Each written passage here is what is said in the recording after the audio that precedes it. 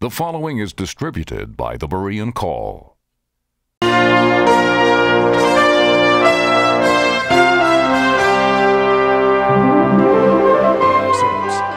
When Ashley Storm wants to chill, she does yoga. And when she wants to help her Labrador mix relax, she has Loki join in. Yes, a dog doing yoga. It's called, what else? Doga. People help their dogs into yoga poses and then rub or nuzzle them while the dogs stretch or just hang out. They stretch naturally like we do in our yoga poses, says Storm, a yoga instructor and co-owner of Hot Yoga.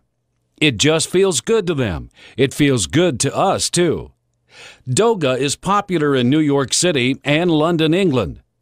In Doga poses, the dogs look a lot like they do when they loll about and appear to be happy. It's no coincidence, Storm says, that a common yoga stretch for people is called downward-facing dog. In the chair pose, dogs sit on their hind legs with their front paws in the air while a person holds them from behind. In the chaturanga pose, dogs lie on their abdomens while someone strokes their backs. In the Savasana relaxation pose, they lie on their backs while someone rubs their belly. Storm started doing Doga with Loki about 4 years ago, shortly after a friend gave her a book about it. Loki, a rescue dog who had been abused, used to get so stressed out around strangers that she would shake. But after hanging around the yoga studio and doing Doga, she seems far more relaxed and happy. Everyone says she's a different dog, Storm says. Dave, there are so many ironies here. For example, those that you know and I know who are serious about Hinduism, their religion's being trashed here as far as they're concerned. It's being so commercialized. I rather doubt, there's no doubt about it, that unless you took the idea that a dog had been formerly a person who was reincarnated as a dog, the whole idea of yoga to get you out of, through a lifespan, get you moving up toward Brahman, to Moksha, this is idiotic. Yet, it's very offensive. We talked earlier in our other segment about somebody offending somebody in another religion. This is an incredible offense. Well, Tom, the whole idea of westernizing yoga, that's what they've done. First of all, it is the heart of Hinduism. And the yoga instructors in America deny that. Oh no, this is not religion. It's science. It was devised, as you inferred a few minutes ago, as a means of escaping time, sense, and the elements from this world of illusion and to achieve unity with Brahman, the universe, the universal mind or whatever. This is what it's designed for. Yoga was not designed for relaxation. It was not designed to help your dog, for sure. But this is very serious stuff. It's designed to reach an altered state of consciousness, where you then get in touch with the Hindu deities, that is, Hindu demons. And this is why the real yoga books from India, they warn you. You could awaken the Kundalini at any moment.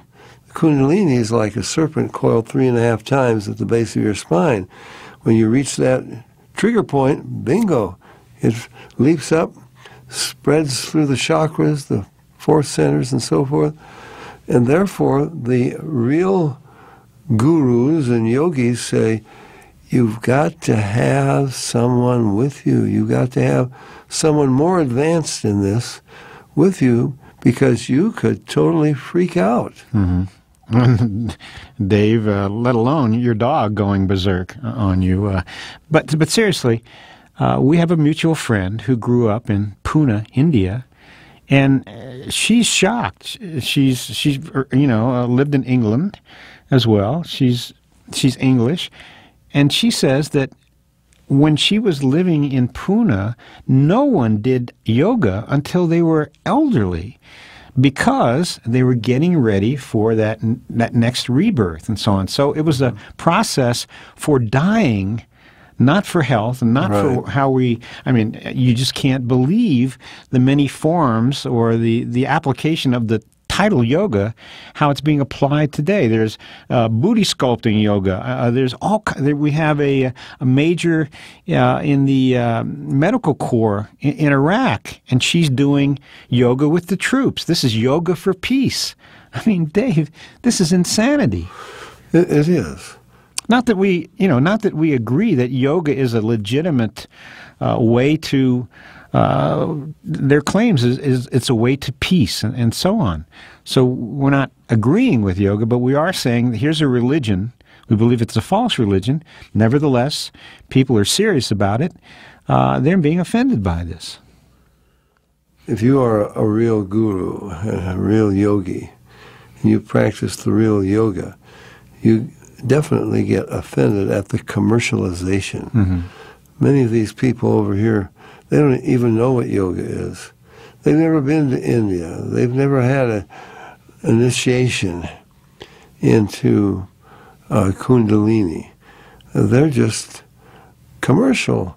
They are just commercializers of a spiritual practice, mm-hmm. and that offends the real yogi, the real guru. Mm-hmm. Dave, could this commercialization, could this still open you up to what we know and what the yogis claim? It could be demonic influences.